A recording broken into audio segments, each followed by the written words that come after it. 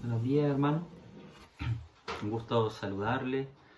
Aquí estoy nuevamente con Andrea, que está tras la cámara, eh, en este nuevo tema. Eh, Estamos en tiempos especiales, tiempos que creemos son únicos para la iglesia y también para el mundo. Y aunque suene raro, quizás sea un privilegio vivirlo y después mirar atrás y ver todo lo que el Señor está haciendo y todo lo que está formando. Bueno, este tema busca resumir y dar lineamientos generales que salieron de una intercesión que tuvimos con el presbiterio, buscando dirección del Señor para el mes de mayo. Bueno, y va a ser la base de otros temas que quizás van a salir dentro de este mes. Y ahí, como hablábamos la semana pasada, el Señor nos hablaba de ligarnos de las obras de la carne, de crecer como seres espirituales en el Espíritu Santo, dejando las obras de la carne de lado y renovando nuestra mente, poniendo nuestra mente en las cosas del Espíritu. Pablo escribía que nosotros tenemos la mente de Cristo. Y si Cristo es revelado en nosotros, debemos tener su mente, ser entendidos y dejar de beber del espíritu de este mundo y beber de Él, porque Él es la vida eterna. En Él está esa vida que vivifica nuestro espíritu, hace morir la carne y aún vivifica todo nuestro ser, todo nuestro cuerpo. Como les decía, el Señor nos habló, si bien resumidamente, Él nos hizo ver ese periodo que está entre la resurrección del Señor y el Pentecostés, ¿ya? Dice la palabra en Hechos 1:3 que Él estuvo durante 40 días manifestándose a sus discípulos y hablándoles sobre el reino de Dios. Y sobre eso mismo el Señor nos hablaba de tener que buscar su reino y su justicia, y que todo lo demás será añadido, algo que está escrito en Mateo 6:33 creo. También nos mostraba, se revelaba a nosotros como el buen pastor, como el reposo, en quien realmente tenemos todo sustento y todo lo que necesitamos. Él es nuestro buen pastor, Él es nuestro reposo. Y lo cierto es que todos estos elementos que mencionamos se pueden resumir finalmente en conocer a Jesús, ¿ya? Y no es ese primer conocimiento en el cual Él se muestra a nosotros y nos arrepentimos para salvación. No tiene que ver con un conocimiento humano, un conocimiento mental, sino una revelación del Espíritu. Y hay dos aspectos de Jesús que tenemos que profundizar para este tiempo, ya que cada uno tiene que buscar, pedir al Señor que se nos sea revelado en la intimidad, en lo profundo, más que un conocimiento mental, más que un aprendizaje, sino es algo que realmente nos lleva a vivir de una forma distinta, nos lleva a pensar de una forma distinta y nos quita un velo. Eso es lo que es revelación, es quitar velos. Entonces hay dos aspectos, uno sobre Jesús como el reposo. Jesús es el reposo. Podemos entrar en el reposo si Jesús se nos revela como reposo. Y solo en el reposo es donde podemos experimentar a Jesús como el buen pastor. Por otra parte, también Jesús es el reino, Él es el rey. Cuando buscamos el reino de Dios y su justicia, lo buscamos a Él.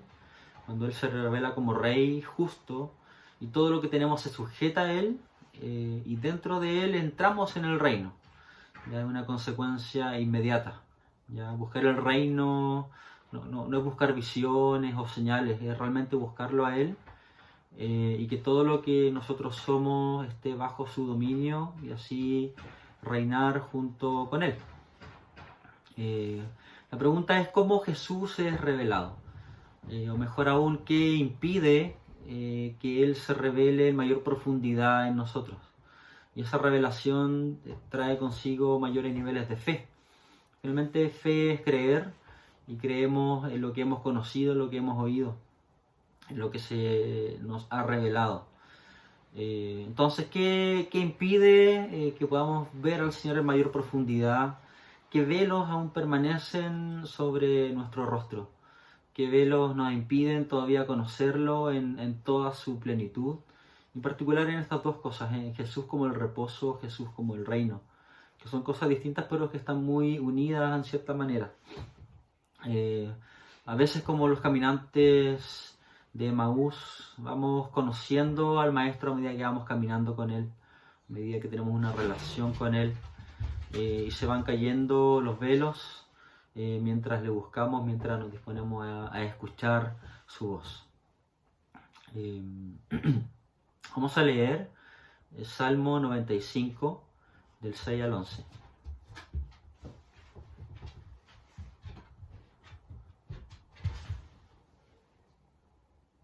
Dice: venid, adoremos y postrémonos, arrodillémonos delante de Jehová nuestro Hacedor, porque Él es nuestro Dios, nosotros el pueblo de su prado y ovejas de su mano. Si oyereis hoy su voz, no endurezcáis vuestro corazón como en Meriba, como en el día de Masá en el desierto, donde me tentaron vuestros padres, me probaron y vieron mis obras. 40 años estuve disgustado con la nación, y dije: pueblo es que divaga de corazón, y no han conocido mis caminos. Por tanto juré en mi furor que no entrarían en mi reposo. En este pasaje habla sobre lo que es el reposo. Y si uno va al libro de Hebreos, en el capítulo 3 y 4, el autor de Hebreos profundiza y abre lo que es el reposo a partir de este salmo. Y vamos a tomar esto como nuestra base para escudriñar lo que es el reposo, lo que es el reino, y vamos a ver de manera práctica 3 impedimentos que nos impiden, que pueden estar ahí impidiendo que entremos en el reposo, que cambiemos nuestra forma de pensar, y que quizás como el pueblo de Israel estemos estancados sin entrar en ese reposo. Entrar en el reposo para Israel no era entrar en la tierra prometida. Eso lo habla claramente el autor de Hebreos. El reposo finalmente es que el Señor se nos muestre como el Abba Padre, que el Señor se nos muestre como un Padre que puede sostener y sustentarnos en todas las cosas. Entonces, bueno, sobre estos 3 impedimentos, el primero tiene que ver con no oír la voz de Dios. Un tema que ya hablamos cuando revisamos el tema del temor, de que hay distintas voces a las que estamos expuestos día a día. Bueno, está nuestra voz interna, nuestros pensamientos que a veces están deambulando, están las voces de otras personas, la voz del mundo, las noticias, qué sé yo, la voz del temor, la voz del enemigo. Hay distintas voces que nos bombardean, ¿ya? Día a día. Y de cierta manera, oír la voz de Dios requiere apagar el ruido de las voces que nos rodean, bajar ese volumen y tratar de discernir las voces, tratar de tener ese entendimiento de dónde proviene lo que estoy oyendo, y finalmente disponernos a que el Señor nos hable como a ovejas de su mano. Es lo que leímos en el versículo 7, Salmo 95, 7, porque Él es nuestro Dios, nosotros el pueblo de su prado y ovejas de su mano. Y después dice: si oyereis hoy su voz. Entonces, como ovejas de su mano, como pueblo de su prado, el Señor nos llama hoy a oír su voz. Y eso es lo primero, disponernos a oír la voz. Si no le oímos, no podremos reconocer cuál es la voz del buen pastor. Dice el libro de Juan, capítulo 10, versículo 3. Dice: a este abre el portero, y las ovejas oyen su voz, y a sus ovejas llama por su nombre y las saca. Y cuando ha sacado fuera todas las propias, va delante de ellas y las ovejas le siguen, porque conocen su voz. Mas al extraño no seguirán, sino huirán de él, porque no conocen la voz de los extraños. Bueno, acá habla de las voces, de cómo las ovejas del Señor oyen su voz, la van reconociendo, y cuando Él habla, las ovejas se mueven. También habla de la voz del extraño, a quien no seguimos porque no lo conocemos, y dice, huirán de Él, ¿ya? Porque no reconocemos la voz de los extraños. Entonces, entendamos que cuando oímos su voz, vamos escuchando, vamos familiarizándonos con la voz del buen pastor, ¿ya? Y eso es lo primero, que Jesús es nuestro buen pastor, ¿ya? Cuando entramos en el reposo, se abre esa dimensión del Señor, de que Él es nuestro buen pastor, de que reconocemos su voz, ¿ya? Y al oír su voz lo seguimos y podemos caminar en Él y con Él, y podemos apropiarnos de cierta forma del Salmo 23 y decir para nosotros y caminar sobre la verdad de que Jesús es mi pastor, ¿ya? Y nada me falta, de que en lugares de delicados pastos Él me hace descansar, de que junto a aguas de reposo me pastorea, que Él conforta mi alma, y aunque ande en valle de sombra y de muerte, no temo mal alguno, porque yo sé que el buen pastor es quien está conmigo. Entonces oyamos hoy su voz y acallemos las otras voces que quizás nos distraen, que quizás traen pensamientos que terminan llevándonos al temor y luego del temor al error. Lo segundo, el segundo impedimento para entrar al reposo es el afán y la ansiedad. Quizás es lo primero que viene a nuestra mente cuando buscamos o pensamos que es no estar en reposo, es estar afanado, ¿cierto? Haciendo cosas, metido en algo, agobiado. El afán es eso, es una actividad que termina siendo penosa. Y la ansiedad, que es poner toda nuestra fuerza, todos nuestros pensamientos en el mañana, de forma ansiosa, quitándonos el sueño, quitándonos la paz.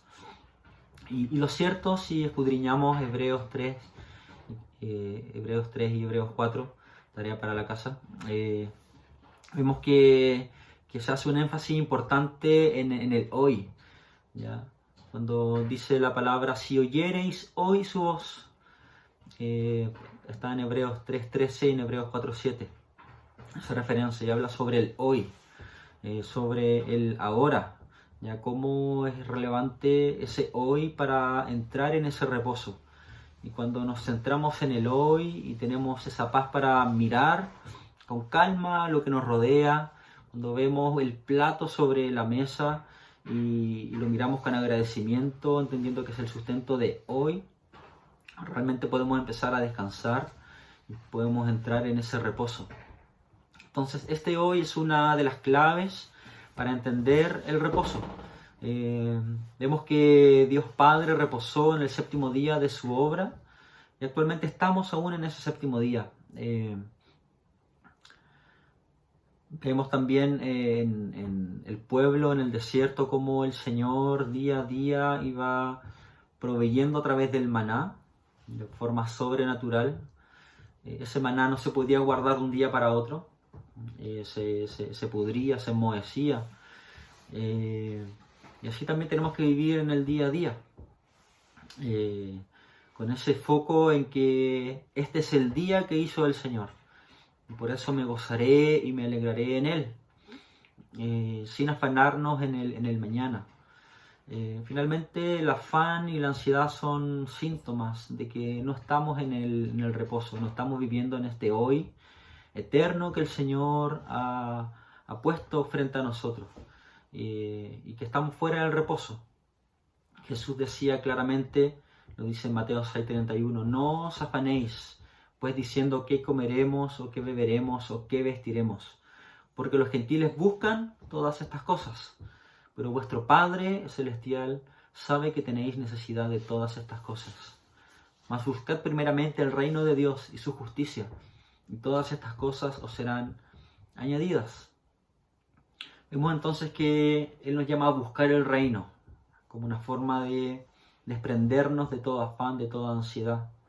Cuando buscamos el reino de Dios y su justicia, se abre esa puerta del hoy, del reposo, de poder contemplarle a Él, diciendo que todo es consumado, que todo está hecho, que todo es posible, que toda provisión está delante de nosotros y que Él es fiel para traer delante de nosotros todo lo que necesitamos. Creemos que el Padre es nuestro sustento. El Padre es tu sustento, hermano. Y Él tiene cuidado de nosotros. Él nos conoce, Él sabe de nuestras necesidades. Y por eso nos sacudimos de todo afán, de toda ansiedad. Y cuando nos sacudimos del afán y la ansiedad, somos llenados de su paz y de su gozo. Entonces hemos visto hasta ahora dos impedimentos, ¿cierto? Lo primero que habíamos hablado era sobre poder oír la voz de Dios, o el impedimento de no oír la voz de Dios. Y lo segundo es el afán y la ansiedad, y cómo el hoy nos permite posicionarnos en el reposo y soltar ese afán y esa ansiedad. Y el tercer impedimento es la incredulidad, y es lo que más claramente exhorta el autor de Hebreos cuando habla del reposo, de que el corazón incrédulo, que es malo, dice, es el principal impedimento para entrar en el reposo. Dice Hebreos 3:12: mirad, hermanos, que no haya en ninguno de vosotros corazón malo de incredulidad para apartarse del Dios vivo. Antes exhortaos los unos a los otros cada día, entre tanto que se dice hoy, para que ninguno de vosotros se endurezca por el engaño del pecado. Y leemos en Hebreos 3:19, y vemos que no pudieron entrar a causa de incredulidad, haciendo referencia al pueblo de Israel que pecó, ¿cierto? Como leíamos en el Salmo en Meribá. Un corazón incrédulo es un corazón endurecido, desobediente, pecaminoso. Quien no cree es porque no conoce a Dios, o porque se conforma también con conocerlo hasta cierto grado, y se aferra a los velos que impiden progresar en ese conocimiento, en ese amanecer del Señor sobre nosotros.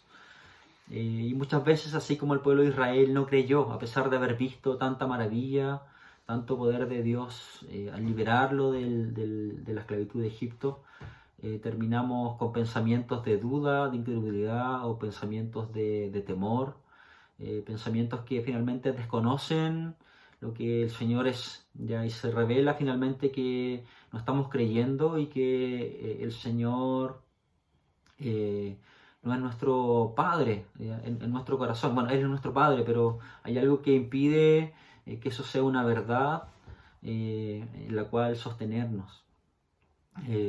Éxodo 17:7, bueno, puede leer Éxodo 17, habla de este pasaje en el cual el pueblo fue incrédulo. Dice: y llamó el nombre de aquel lugar Masá y Meribá por la rencilla de los hijos de Israel, y porque tentaron a Jehová diciendo: ¿está pues Jehová entre nosotros o no? Dice la palabra que ellos murmuraron. Lo que había en su corazón se manifestó en sus palabras, palabras de derrota, palabras de desconfianza, que cuestionaban la bondad del Señor, diciendo: ¿está el Señor entre nosotros o no? Y quizás ese tipo de pensamientos pueden surgir en este tiempo. ¿Está el Señor en medio de esta pandemia o no? Son pensamientos complejos porque realmente muestran que hay algo que está incompleto en nuestra revelación, en nuestra relación con el Señor. Sabemos que Él es soberano, que Él está en control, que Él tiene cuidado de nosotros, y que Él está obrando en este tiempo quizás en que a algunos les toca padecer en distintas maneras. Para entrar en este reposo, entonces, nuestro corazón debe creer, ¿ya? Y debe hablar fe. Debemos ser como un niño, creer como un niño, con pureza, no con maldad.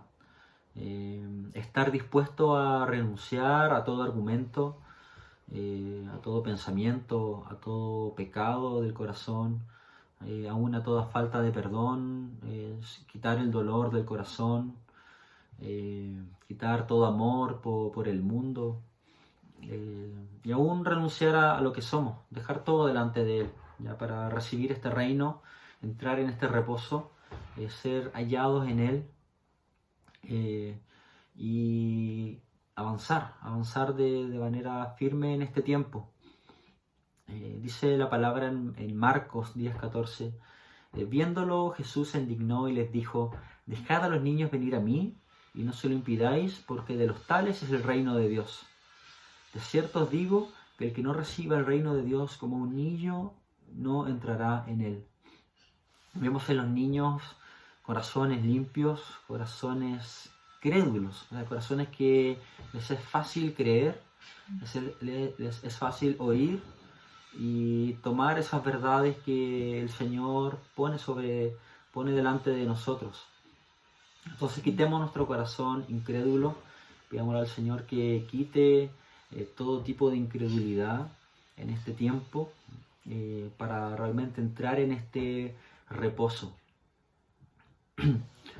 Hablábamos sobre la intercesión de que Jesús se presenta, ¿cierto?, a sus discípulos para hablarles del reino de Dios por 40 días. Recordemos que la muerte y resurrección del Señor ocurre en Pascua, que es un tiempo de la primera cosecha, la cosecha de la cebada, y luego en Pentecostés se da la cosecha del trigo. En este lapso, dentro de estas cosechas, está esta cuarentena, en la cual por 40 días el Señor se manifestó a los discípulos para hablarles del reino, continuando cierta separación en ellos de lo que es el trigo y la cizaña, y preparando a estos discípulos como semilla para ser sembrados realmente como apóstoles en las naciones. Este tiempo entre la resurrección y el Pentecostés lo vemos como un tiempo de reposo, en el cual el Señor Jesús descansó de su obra, de su ministerio, que ya todo estaba consumado. Y desde este reposo Él manifiesta el reino a sus discípulos. Ese reino en el cual Él estaba reinando glorificado como un Cristo resucitado. Entonces, la invitación es a vivir estos días con ese entendimiento profético, de que somos semilla, y que debemos ser cosechados en todo lo que somos y ser preparados como semilla, para entrar en este reposo, descansar en el buen pastor, que es más que suficiente para suplir todo lo que necesitamos, y vivir con plenitud el reino de Dios, ¿ya? Vivirlo primeramente en nuestras casas, porque es un tiempo de estar en las casas, es un tiempo de familia.